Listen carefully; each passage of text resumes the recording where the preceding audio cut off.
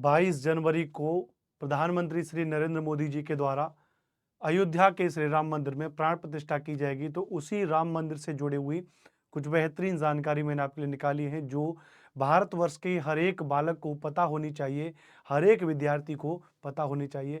नमस्कार, मेरा नाम अनुपम भारद्वाज है। कुछ महत्वपूर्ण जानकारी आपके साथ साझा कर रहा हूँ। यह एक गूगल पर एक नक्शा अवेलेबल है, जो इस तरीके से भगवान श्री राम का महल, अयोध्या मंदिर इस तरीके से दिखाई देगा। और इसके बारे में कुछ जो महत्वपूर्ण जानकारी मैंने निकाली है, जैसे राम मंदिर से जुड़े कुछ तथ्य क्या हैं कि 22 जनवरी को इसका क्या होगा, उद्घाटन होगा, या जो गर्भगृह है उसमें प्राण प्रतिष्ठा की जाएगी प्रधानमंत्री श्री नरेंद्र मोदी जी के द्वारा। यह मंदिर कहाँ पर है, तो अयोध्या में लोकेशन है, अयोध्या उत्तर प्रदेश में, सभी को पता है। और यह मंदिर किस शैली में बनेगा, तो यह मंदिर नागर शैली में बनेगा। मंदिर निर्माण की भारत में 3 शैलियाँ होती हैं। नागर शैली, जिसमें मध्य भारत में चलने वाली है, दक्षिण में जहाँ पर हमारी जो है द्रविड़ शैली चलती है, और जो वेसर शैली चलती है मध्य भारत में, माफ करिएगा, और उत्तर भारत में जो चलती है वो नागर शैली चलती है। तो नागर शैली उत्तर में, और वेसर शैली मध्य में, और दक्षिण में द्रविड़ शैली। वहां पर ये जो मंदिर है नागर शैली में बना होगा। बात करेंगे कि इसमें जो पत्थर है, जो गुलाबी पत्थर है, वह राजस्थान के भरतपुर से लाया गया है। इसमें जिस ग्रेनाइट का इस्तेमाल किया गया है, तेलंगाना और कर्नाटक से लाया गया है। लकड़ी के दरवाजे या लकड़ी की जितनी भी इसमें नक्काशी हुई है, वो महाराष्ट्र के जंगलों से लाई हुई विशिष्ट लकड़ी है।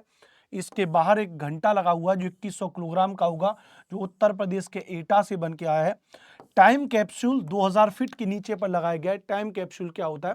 टाइम कैप्सूल में जानकारी प्रदान की जाती है उस समय के पूरे इतिहास के बारे में, उससे जुड़े हुए सारे प्रमाण, सारी भौगोलिक स्थिति, सब कुछ, जितनी भी जानकारी हो सकती है, उसको एक बॉक्स में, ऐसे बॉक्स में जिसको तो ऑटोमेटिक वो खराब नहीं हो सकता और डिस्ट्रॉय नहीं हो सकता, उसको जमीन के नीचे 2000 फीट के नीचे डाला गया है, ताकि आगे आने वाली जो पीढ़ी है, जो हजारों साल के बाद जब भी इस भूखंड पर कोई पीढ़ी आएगी, तो उसको इसके बारे में प्रमाण मिल सके, इसके बारे में साक्ष्य मिल सके। बाबर ने राम मंदिर को तोड़ के और जो है बाबरी मस्जिद बनवाई थी। तो बाबरी मस्जिद से पहले वहां पर एक मंदिर था, उसके भी तो हमारे पास कोई प्रमाण मिलते हैं। तो प्रमाण कौन से हैं? जो हमारे पूर्वजों के द्वारा जो प्रमाण वहां पे डाले गए, या आर्कोलॉजिकल डिपार्टमेंट के द्वारा जिन प्रमाणों को खोजा गया। तो सेम टू सेम ऐसे ही आगे 1000-2000 साल के बाद इस राम मंदिर को लेकर के जितने भी प्रमाण हैं, वो सभी इस टाइम कैप्सूल में डाले गए, जो जमीन से 2000 फीट की गहराई पर नीचे उसको दबाया गया है। इस बात को याद रखना। दूसरी बात इससे जुड़ी और क्या बातें हो सकती हैं, इसमें कोई भी लोहा, स्टील का इस्तेमाल नहीं हुआ, ये मोस्ट इंपोर्टेंट बात है। इसमें देखिए, अब मैं तो वहां पे गया नहीं हूं, लेकिन बहुत जल्दी मैं अयोध्या जब जाऊंगा तब उसको लेके एक वीडियो बना के आपके लिए मैं अपलोड करूंगा। लेकिन जो भी वहाँ के जो आईटी के जो इंजीनियर्स हैं, बहुत, उन्होंने जो डाला है, इसकी नींव में जिस मिट्टी का इस्तेमाल किया है, वो कहते हैं कि 21 दिनों के अंदर अंदर वो मिट्टी खुद अपने आप को एक चट्टान का रूप धारण कर लेती है। बड़ी अद्भुत, देश के अलग अलग कोने से लाई हुई चीजों को इसमें लगाया गया है। तो ये बड़ा महत्वपूर्ण है। कोई भी लोहा या इसमें किसी प्रकार का इस्तेमाल नहीं हुआ है। जो दीवार और जो खंबे हैं, उन पर मूर्तियों को उकेरा गया है। मतलब आप जब जाएंगे मंदिर में दर्शन करने के लिए, बहुत भीड़ होगी, इसमें कोई दो राय नहीं है। तो लेकिन आप वहां पे परेशान नहीं होंगे। जब आप उसकी नक्काशी को देखेंगे, दीवारों को देखेंगे, तो उन पर देवताओं को उकेरा गया है, गणेश को, शिव को, अलग अलग देवी देवताओं को बड़े आकर्षक रूप में वहां पर जो है उकेरा गया है, याद रखना। दूसरी बात, कहते हैं कि इसकी लागत में लगभग 1900 से 2000 करोड़ रुपए इसकी लागत हुई है, लेकिन टोटल जो भारतवर्ष से डोनेट आया था, वो 9000 करोड़ रुपए का दान भी आया था। तो जो मंदिर समिति है, मंदिर ट्रस्ट समिति है, वो उसके खाते में वो पूरा जमा है। इसमें लागत में 2000 करोड़ रुपए का लागत आया है। मंदिर के वास्तुकार कौन है? जो ये मंदिर को डिजाइन हमने आपको दिखाया, ये जो मंदिर की डिजाइन है, इस तरीके से मंदिर होगा। इस मंदिर के और जो है वास्तुकार कौन है, तो इसके वास्तुकार अहमदाबाद स्थित सोमपुर परिवार है, जिसने भारतवर्ष के साथ साथ विदेशों में भी 200 से भी अधिक जो प्रमुख मंदिर है, उनकी जो है डिजाइन बनाई है। तो अहमदाबाद स्थित सोमपुर परिवार इसके आर्किटेक्चर, जिन्होंने मंदिर को डिजाइन किया हुआ है। गर्भगृह इसका 20 फीट चौड़ा इसका गर्भगृह होगा, जहां पर 22 जनवरी को प्रधानमंत्री मोदी जी के द्वारा वहां पर क्या रखा जाएगा, मूर्ति को स्थापित किया जाएगा। 161 फीट जो है कुल ऊंचाई होगी मंदिर की। अगर हम कुल ऊंचाई के बारे में बात करेंगे, तो इस तरीके से 161 फीट क्या होगी भैया, इसकी ऊंचाई हो जाएगी। इस बात को याद रखना। रामलला की जो मूर्ति है, वो 3 मूर्तियां बनाई गई थी। 3 बड़े बड़े आर्किटेक्चर जो होते हैं, बड़े बड़े शिल्पकार हैं बनाने वाले, उनको दिया गया था। उनमें से, उन 3 मूर्तियों में से जो एक फाइनल मूर्ति है, जिनका नाम है अरुण योगीराज, उनके द्वारा बनाई हुई मूर्ति को यहाँ पर फाइन किया हुआ है, मतलब फाइनल किया हुआ है। ये है अरुण योगीराज, उनके द्वारा बनाई गई मूर्ति को यहाँ पर बनाई गई रामलला की मूर्ति, जिसको फाइनल किया है।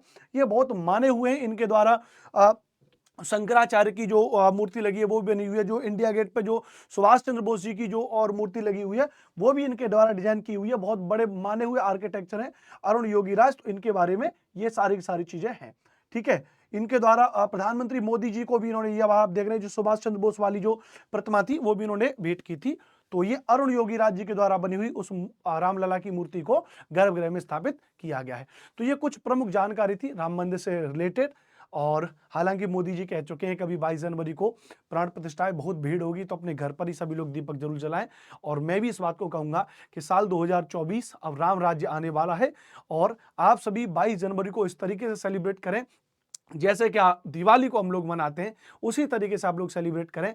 और मैं चाहता हूं, आज देख रहे हैं कि मैंने भी कल जो सोमवार था, सोमवार 1 जनवरी 2024 की शुरुआत हुई, मैंने अपने घर पे रुद्राभिषेक करवाया, भगवान शिव जो हमारे आराध्य हैं, और राम की पूजा मैंने करवाई। और मैंने उसी दिन, और जो है, और याद रखना बहुत सारी चीजों में मैंने संकल्प लिया कि 2024 में जो कुछ काम थे जो नहीं करने चाहिए वो नहीं होंगे, कुछ नई चीजों को लेकर के हमने जो शुरुआत की है। तो एक बात सभी लोग कमेंट बॉक्स में भी लिख दीजिएगा, जय श्री राम। और 2024 का साल ऐसा होना चाहिए कि आप यदि अपने घर में रामलला की मूर्ति जरूर मंगाएं, अपने घर में पूजा पाठ जरूर करें, अब राम राज्य आने वाला है। तो जय श्री राम, जय सनातन, एक बार कमेंट बॉक्स में जरूर लिख देना। नमस्ते, नमस्कार, राम राम, राधे राधे।